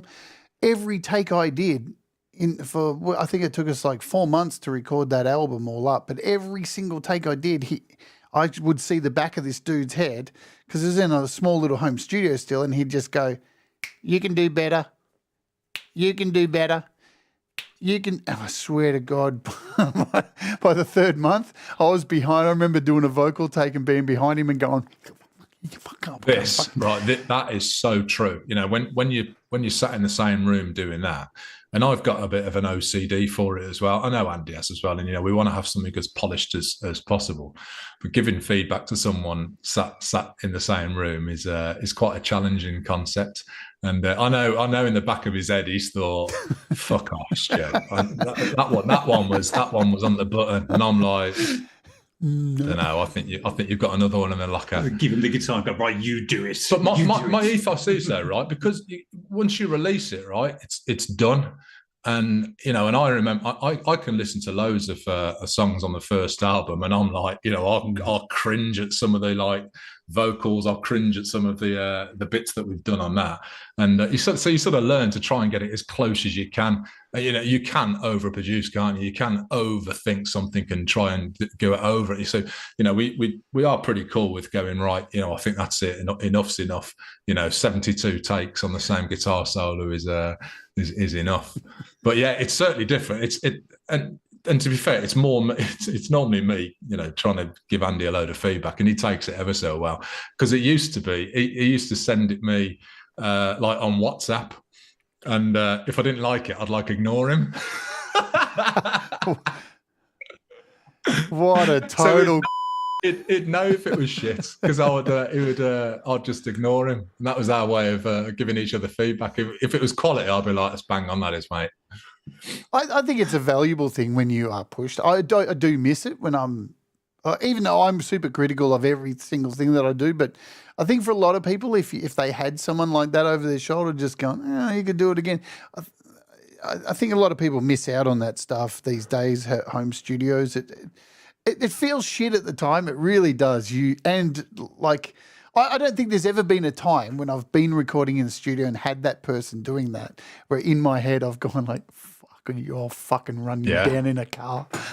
I think what's different with us, though, is, I mean, we respect each other so much that, Stu could pretty much say anything to me and I would not take offence to it, because I know full well that it's coming from the same motivation, which is to get it right. So, there's been times when it's kind of, he always said, "Oh, I think you can do better with that," or "You're not going to be." I think the phrase, "You're not going to be happy with that one, Andy."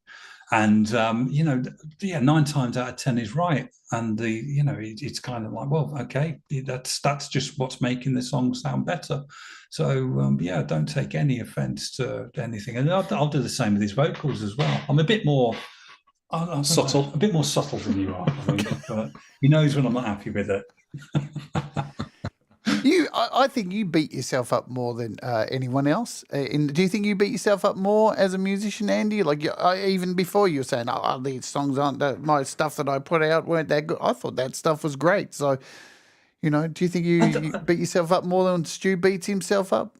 There's a lot of beating up. I think I get a lot more imposter syndrome than perhaps. It's because, being a guitarist, it's always because everybody plays guitar. Everybody plays guitar, and it's like, oh man, and it's like you watch these guys who are sort of like, blah, blah, blah, blah, blah, I can't do that shit. I don't want to do that either. It's kind of not my style whatsoever.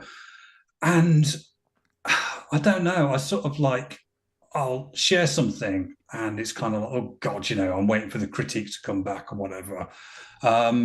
And it's quite nice to have Stu and his confidence with his production and everything to kind of keep me on the right track. I'm getting more confident in terms of I'm happy with what I do now, and I kind of know where my limitations are and where my style is, which is, I'm very comfortable and confident with that. And if people don't like it, then that's up to them. But I think, there's a lot of much better guitarists out there than me. I'll openly admit that. But I think I'm the best at being me, and I'm comfortable with that now. I think that's one thing I've kind of got to be a lot more sort of happier with my production, really. So there's no other Andy. There's loads of guitarists out there, but there's just me, and I can be me, which is good. But look, he can sing really well as well. So there's quite a bit of singing on the album. And in all honesty, most of the guitar work is Andy. Most of the acoustic stuff's me. But Andy's like, he puts the rhythm down, he puts the bass down, he puts the leads, the twiddly bits down. So most of it, to be fair, is Andy. And as I said, he wrote "Waiting for Tomorrow." And that's one of my favourite songs. We used to play that live in all the pubs years and years ago. And so he's amazing. He really is. Well, we all know that the lead singers are arrogant and they'll steal your girlfriend at the drop of a hat. So it's just the way it is. Like, that's rock and roll. It always has been. I know, because I am one of those and I've been that person. So let's that leads us into this track I'm going to play now, The Blame. I don't know why that's a segue. Do you know, this one coming up, this was a complete throwaway idea, and I think we got to about it was about this time of night, and we were messing around with just a bluesy kind of thing, and then we were kind of like, oh, wouldn't it be good if we did this? Because people wouldn't necessarily expect it from us. And again, this was almost like a 10-minute job, wasn't it? Yeah. It was very quick. Learned the harmonica. Yeah, the harmonica. shit bit of harmonica, but... No, the bit you go down on that, mate, it took you about 4 days, didn't it? But it's amazing. All right, let's everybody pay attention for the harmonica. It's the star of the song. All right, let's go. This is The Blame by the Indigo Sunsets. Oh, yeah.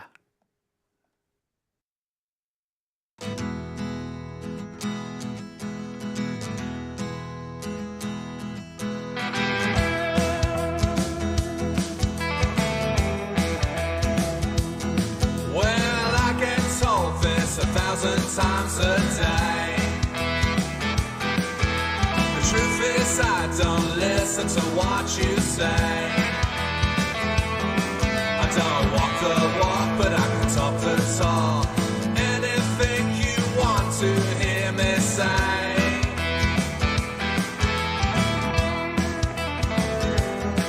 But it's all just a game until I get the blame.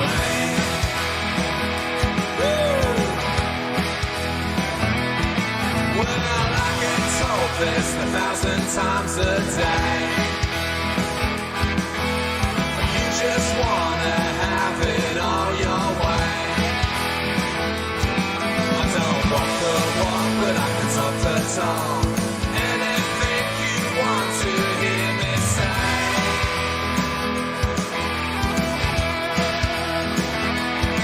But it's all just a game until I get the blame.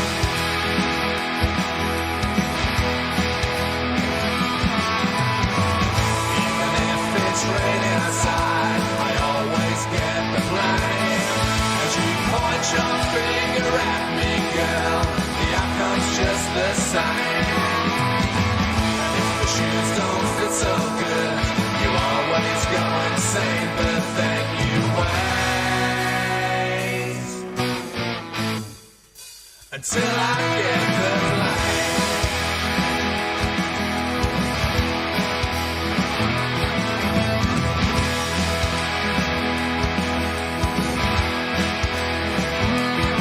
But it's all just a game until I get the blame. Shit, caught me off guard there.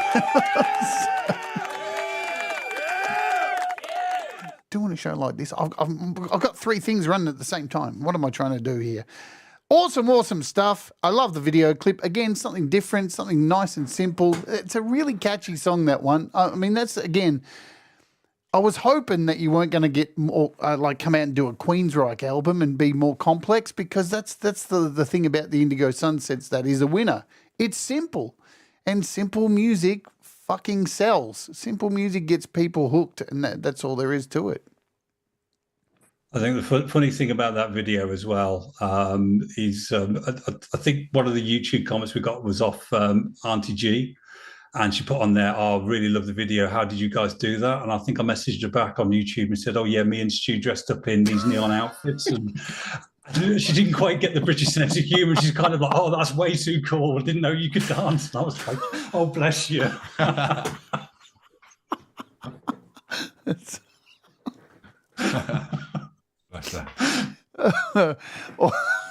Awesome. So, look, here's the one thing. Let's talk about this. So you guys dropped this album, and the one thing which I was disappointed about was it just came out. It was just out. There was no, like, pre-build-up or anything. If you, like, and I'm going to cover it, so it is available, everybody, on streaming services, which we've been putting links. The links are in the description, and today it just dropped on Bandcamp. So it's now officially on Bandcamp as well, so you can go and buy it. The link is in the description as well. But this just kind of snuck under the radar and came out. If you had to release this again, would you do this differently? No. No, I think that was kind of, that's probably the more our style, though, I think, really. It's kind of, first and foremost process. And then when that process finishes, it's like, well, let's now release it to the world. It's almost like, well, we know full well. And to be honest with you, if we did do promotion, we'd probably have the same amount of streams as we've had now. So it's kind of like, well, yeah, we know people were waiting for it. People knew with the slow trickle of stuff coming on YouTube that something was boiling. And it was like, right, okay, here it is, guys. Enjoy it. And I quite prefer that, really, because, yeah. On the first album, we did we did premiere, didn't we? So we sort of like talk through track by track. Should still do that. And we've been meaning to, to be fair, we've been meaning to do that. So like before each track, we sort of talk about how it sort of gets put together and stuff. I think we'll do that. I think we'll quite enjoy it. JB's just but can't be asked. It's probably true, actually. Pretty much. By the time we got it all and done it all and got it all out, we're like, fucking hell, that'll do. Right, off we go. Back to work. But I think we'll probably do that, and we'll stitch the videos together and the album, and then maybe do some bits where we talk about each song and what have you, and release that. That'd be quite cool, wouldn't it? Yeah. I think we should. Absolutely. Yeah, So, I really enjoyed that. Thank you for the Bandcamp reminder, Jade. Yes, that was done today in a rush because I forgot to do it. So. Yes, so when I was, it was funny. So here it is on Bandcamp, everybody. There's a brand new album. It is released today. And yeah, I was setting up this show and I was like searching for links and doing all what I do. If I don't think I've got enough links, I'll go and search for something else. And I was like, I went over to Bandcamp and went, why the fuck is this album not here? And I think I messaged you both and went, you better get this album out on Bandcamp before the interview. Yeah, Andy sorted that out. No, because you missed a couple of tracks off. It's because you didn't send me the WAV files. So yeah, there's two, but they're look at it. It's the one where I'm singing on it is missing, which is cool. So you don't want to hear that one. God. And then the short little interlude, Fancy a Brew. But it's on, if you're interested, it's on Spotify and Apple Music and all that sort of stuff. But we've done it on a pay what you want thing. And if people don't want to pay anything for it, that's good as well. Just download it and enjoy it, guys. Simple as that. Don't know if I agree to that. Oh, come on. We're not going to retire off this, aren't we, really? People don't do that. But they at least I've had an email. I have an email every week from Bandcamp saying you've got 16 quid to pick up. And it keeps going, final notice, you've got £16 to collect from Bandcamp. We're just like, just let the interest gather some momentum. As Russ said here, you can add songs later, you know that. That's not the final thing. So thanks, Russ. Yeah, you can add things later, and then whoever's got it already goes, oh, wow, it's been updated. I've got extra songs.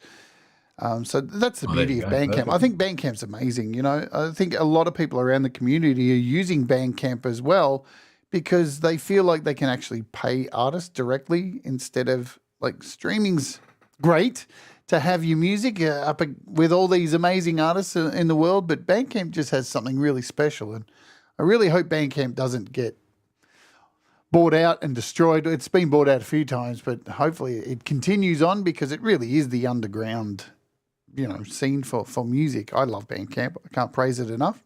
So it's good that what's the cut from what's the cut on Bandcamp? How does that work? Oh, you get most of it, don't you? Do you? Yeah, you do get most of it. And I think once every month they have Bandcamp Friday where you get nearly all of it. Pretty much. So Bandcamp Friday. Yeah. Fucking hell. So they just say they knock off a bunch of the fees and that's when everybody promotes it because, you it encourages people to, so they take 15%, normally. But I think it's much less on Bandcamp Friday. It's like nothing that they take. So they try and encourage people on a certain day because it is. You kind of love the artist and go, oh, well, I want them to get more money for this, so I'll hold off till Bandcamp Friday. It's a good incentive, Spotify, are you listening?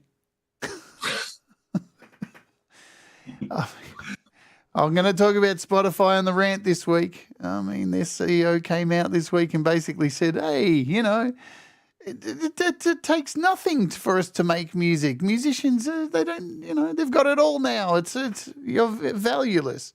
It's like, yeah, even if people are using iPhones and stuff. iPhones cost over $1,000, dickhead. So yeah, it's I guess the big companies are undervaluing musicians as they reap in $1 billion each year. So I mean, we are valueless to them. That's another story. Absolutely. It's another story. So Cold Acre says don't use Spotify simples. That's what I think a lot of people are doing. Well, he needs to start releasing more tracks and get them out. No, he does. He does, to be fair. Yeah, that guy has got so much talent. It's sickening in a good way. But no, he's, I love JB to absolute pieces. I think he's an absolute top guy. Such a talented musician as well. And he needs to be getting more stuff out there, 100%, without a doubt. I agree. Have you heard him cover Killer Cars by R.E.M.? Yeah. Yeah, I agree 100%. He's still a wanker, but I love it. I love him to Yeah, death. he is, actually. He's one of my close mates, you know. He's one of the only people I can sit there and call a total absolute and we're still best mates, you know.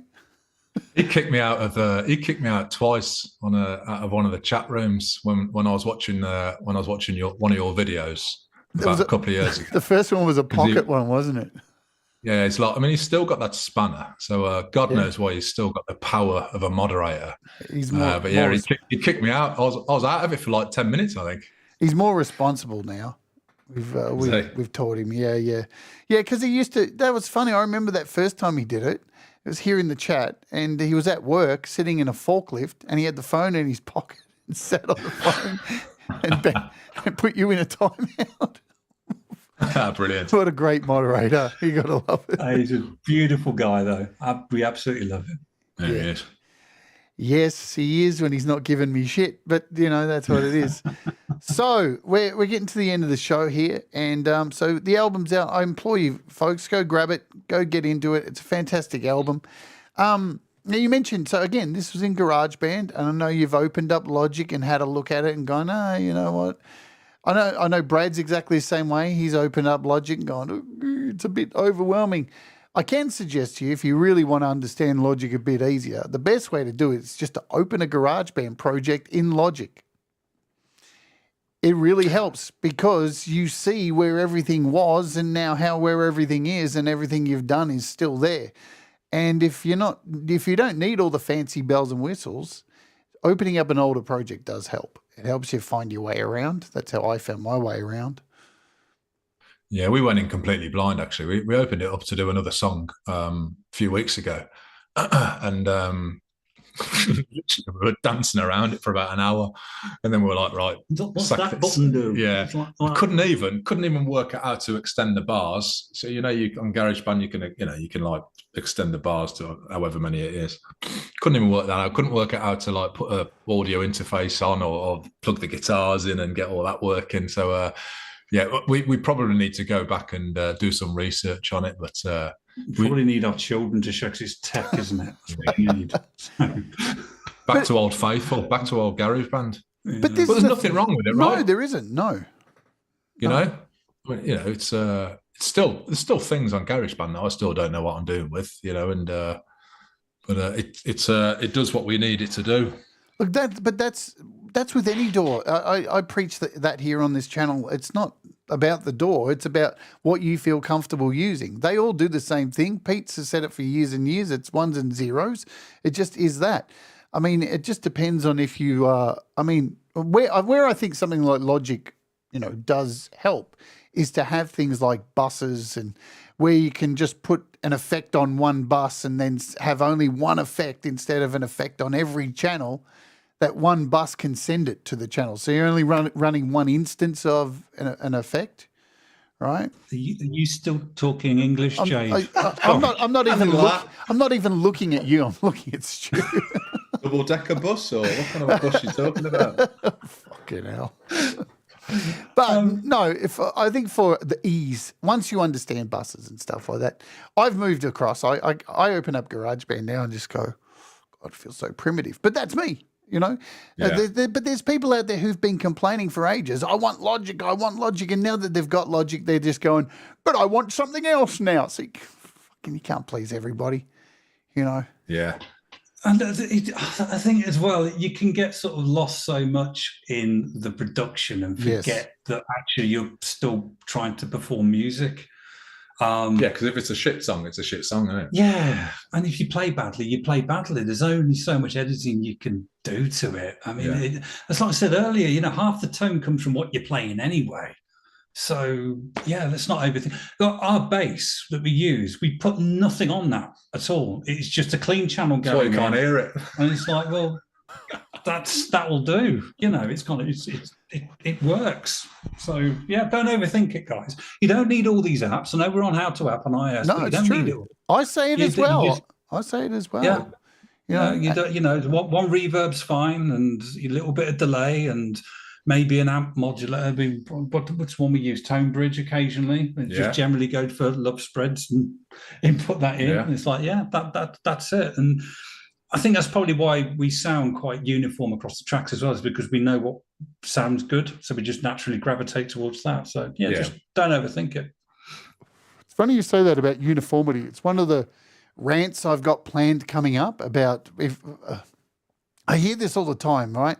So somebody's going to put together an album. They've got like 4 or 5 songs, and because they do the songs individually, the drums sound different on every song. And it's like, in my opinion, you really should, if you're going to choose a drum kit for a bunch of songs, stay with the fucking same drum kit, especially if it's a rock band and it's an acoustic kit, because you don't listen to a Metallica album and go, well, this is a completely different kit. No, if it was like that, we wouldn't listen to like Saint Anger and go, fuck, this drum kit's so shit and it's on every goddamn song. I hate this drum, the way these drums are recorded. And it takes you out of the moment too. I think when you don't have uniformity across an album, it sounds like you've pieced together shit and it doesn't sound cohesive. Because a band going into the studio has one drum kit. And they have that in there and it's recorded, and then the bass has that one bass and amp. They may change the sound a little bit in each song, but if nobody goes in there, in a recording studio, be like, all right, I'm bringing in my Pearl drum kit for this and I'm bringing in another drum kit for... Nobody does that. Yeah, that's true. And when you're trying to recreate the live recording or recording of a studio, you have to kind of think about that stuff. And I do hear people do it all the time and have different drum kit sounds, and they're like, "Oh my god, that sounds so weird." It takes you out of the moment. I do it live as well, Jade. I don't have a pedal board when I play live. I have literally my Marshall amplifier, 2 overdrive channels, and a clean channel, and that's it. And that is for the entire gig, no matter what we're playing, whether it's a slow song, fast song, Oasis, Hendrix, whatever. It's the same tone all the way through, because A, I'm lazy, and B, it just sounds okay. Yeah. So we're as I said, we're at the end. What is next? What are you going to do next? Are you writing new songs? Are you thinking about going out and playing live again as a duo? What's the idea? Holiday first, and then we've got a couple. Funnily enough, we've got a couple of acoustic gigs, so we'll see how those goes, and we'll see how those go, and then we'll because we quite fancy that actually. Doing acoustic, it's dead easy, dead relaxed. You can sit there, have a beer, and just have a bit of a chill out, and there's no pressure. So I think we'll probably do that, and we'll probably keep dipping into writing. We've already got one that we're working on at the moment. Yeah, I think we're probably going to take the pressure off ourselves in doing an album now. I think we're just going to sort of potentially drip singles out as they're done, basically. So no pressure at all on us anymore to just record. And we've already got one song which is on its way, isn't it? It's kind of there. It's got trumpets on it, which is kind of unique. You might strip those off, but no, it's. I think we're just going to, just keep writing, recording, and drip feeding songs from now on, really. So I'll tell you what I'd like to see. I'd like to see a live performance on YouTube, even if it's not actually live, but even if it's pre-recorded of you two doing an acoustic set. That would be really cool too. I really like this idea at the moment. I mean, I mentioned this to Dean, who's in the Delicate Giants, of this whole concept of, as you guys said earlier, since the lockdowns and going back out to gigs, it's different. It's a different feeling. But there's so many opportunities online to do something outside of the scope of YouTube and actually put together a live video that's not live, it's pre-recorded, but it is live, and then ticket it. There are heaps of companies out there that allow you to do ticketed events, and then just people buy a ticket, come along and watch it, and then once it's been played, you've had an audience, you've got your money for your tickets, then you put it on YouTube, secondary, as like, this is what you missed out on. There are ways to do it. Yeah, Bandcamp has it as well, as Thomas has pointed out here. Or you can do it completely live as well. I mean, Mr. Bungle did this during the lockdown. They did a completely live show, ticketed the whole thing, hired out a house and set up all the gear, had a mixer and everything. And they made a packet from it because they had merch to sell at the show. And the tickets were something like, $35. Merch. T-shirts. Yeah, we should do merch, yeah. Yeah, we need to do merch. You do. Absolutely. Yeah, we need... Yeah, well, I think we'll do. Should we do that? We'll do a live, like we'll just jump on here, like you lot do, and give it a blast. Everyone else is. I might have to pick your brain how to do it. You got StreamYard, it's the easiest thing to do, So it's just setting up a sound, testing it, doing that, So the one with the duck in the corner. That is the one with the duck in the corner. More tech? No. No, well, StreamYard's the easiest one. It's so easy to do. Even Andy would be able to set that up. Easy. Hey, I don't know. I don't know. Hugh says, film a wedding gig. You can piss off. Actually, no, it'd be a new niche. We could do a buffet review. So we do the first half, buffet review, second half. I don't know where I'm going with this. Yeah, we'll do that. We'll set that up. We'll do a live show. Have a laugh with it. Yeah. I love the ticketed stuff. I think it's really cool because I'm planning. I just have been putting together my application lately. I'm going to go to Adelaide in November, and I'm going to play a festival and do my theatre show. I've been writing this production, and I've just sent off the application, and hopefully it gets approved, and they're going to fly me out and put me in a hotel and do the show.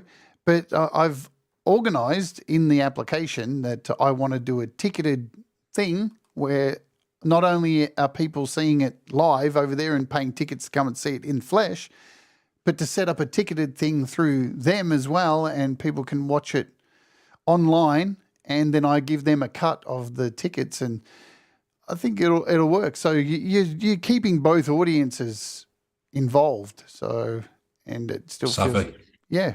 You got to think outside the box. That's the thing with being on the internet. That's the thing. All right, so we got a last question. Hit everybody with on, and you can both answer this individually. I won't make you choose one between you. If you were stuck on a desert island and you didn't have a volleyball named Wilson to get you through, which album would each of you want to take with you to play on something that you probably didn't have because you were lost at sea? Shed 7, Maximum High. Oh, that was easy You for never you. heard? No. Never heard of it? No, I haven't. I'm looking it up. My favourite band of all time. Here we go. Well, now I'm going to have to look this up and have a listen to it. Here it is. This it here? Oh, they are a good band. That's it? Yeah, a really good band. All right. I've got homework to go for, so I'm going to check this out. If you're recommending it, then I'm going to be into it. Andy. Hugh knows where they are, going for gold. Yeah, Hugh knows. What about you, Andy? I think the album that's probably the most precious to me is Electric Ladyland, Jimi Hendrix, so it'd have to be that one. I just adore anything Hendrix related. So yeah, that's the one I'd take with me. That's You made that feel as though you're actually going. That's the one. That's the one I'll take with me. See, that question is so. I thought about proper that. things off to a desert island. I thought that was the whole purpose of this, wasn't it? That afterwards we actually get a trip. See, I wouldn't have done it otherwise. When I did that question, I thought it was really clever and funny, and then I thought about it. It was like, hang on a minute, like they're lost at sea. The ship would have sunk. I bet none of them thought to take a cassette player or a record player or an MP3 or so. How the hell are people going to listen to this fucking music? It's a dumb question. Why the fuck am I still asking it? But it is what it is. No, I think it's a lovely question. I think it gets you thinking about the music that's important. It's lovely. I need a cup of tea. So sincere. Well, we're at the end. Thank you, everybody in the chat, for hanging out. You guys rock and make this all worthwhile to be able to do this every week. I'm not sure who we have next week because my guest has unfortunately cancelled. But I can tell you in 2 weeks' time. Do it again if you like. We can do it again. Yeah, why not? Next week. But in 2 weeks' time, we have Russ. We've got the actual release of the Delicate Giants album. That's going to be awesome. We're going to premiere the whole album here. So that's in a couple of weeks' time. I'll let you know what's happening next week for who we have on the show. All of the Indigo Sunsets links are in the chat. Bandcamp, Songwhip, Instagram, all that stuff. It's all in the description. Go and do it. Go and support the guys. They make great music, as you may already know or may have found out today. I want to thank you guys for coming on the show and sharing. As always, it's been really good to catch up. And please hang on the line with me for when the show finishes so we can continue and say goodbye and all that stuff. Thomas has posted a link one more time. We're going out today with Shooting the Breeze. What's so good about this song? It's about having a nice chat with your mates. Simple. Sort of. Uh-oh. I've got to come No. I wrote this. So I have a very, very nice young lady as a partner, and we love to shoot the breeze. So didn't know it was a love song. It is a bit of a love song. So it's about kicking back, chilling out, and do what you want to do. You lit up when you said that, Stu. It's nice to see you happy. It's always good to be happy. I've got a girlfriend at the moment. Fuck, she makes me happy. If she's watching right now, wherever she is, that's for you. Because it's shooting the breeze. It's a stupid shit you can say to each other that I love that stuff. I've missed it for a long time. Okay, let's get out of here. Remember, folks, what do we got coming up? I'll let you know what's coming up. I'm not sure if there's going to be a show tomorrow because I just haven't had enough time. There could be, but there could not. But this week is we're doing Jukebox Karaoke Classics on the opening hour. That is happening, and that will lead into Pete Johns. And then I'm making an appearance over at Metal Fest, which has a whole bunch of artists, including Gary Harbs and heaps of people. It's like going to be 7 hours of artists performing, so make sure you add that to your list over at Camp Gmail. Also, something coming up this week. Yes, it's that time of the year where we all get excited about WWDC, and Apple make a bunch of... wrestling channel. Yeah, that's it. Apple make a bunch of announcements. Everybody gets overhyped, and then we find out that it's all shit, and nobody's... it's not going to benefit anybody. It's just... another bunch of things that we didn't really need. There's the cynicism coming out. Okay, let's play this song and get out of here. Oh, yeah, I think the rant this week is on Spotify and the value of your music and how much they value your music. That's more what it is about. 50. Yeah. Hey, thanks ever so much for having us on. Yeah, thanks, Jade. Really Thanks appreciate so it. Amazing. Yeah. You are a absolute superstar, and thanks for everyone who's hung around in the chat as well. And thank you, Thomas, as well, because you've been supporting the new album on your channel. So you're an absolute legend as well. He is an absolute legend. He is a legend. Don't know what I'd do without him. Over here on the channel is my mod as well. He's a superstar. Okay, let's get out of here. This is Shooting the Breeze, Indigo Sunsets. Remember, folks, do the things that make you happy. Mistakes make you better. We'll all rise together, and whatever you do, stay awake. Let's get out of here. Let's shooting the breeze.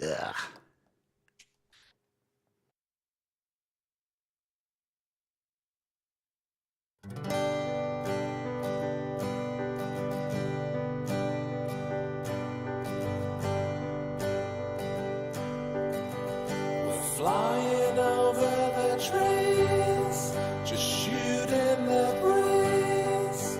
You and me, girl, just watching the world go by and leave it all behind. Just like the birds and the bees, we're shooting the breeze. You and me, yeah. Just watching the world go by and leave it all behind.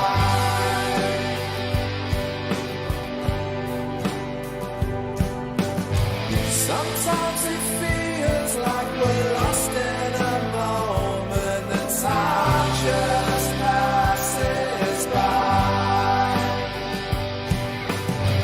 But every minute that I spend with you, I feel high.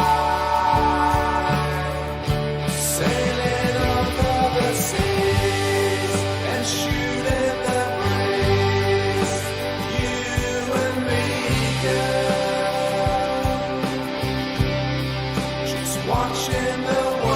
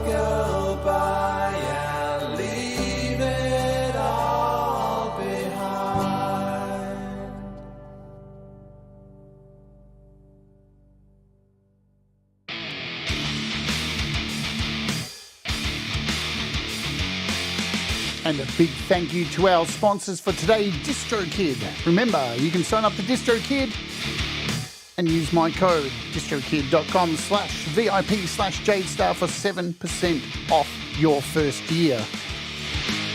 Thank you, DistroKid.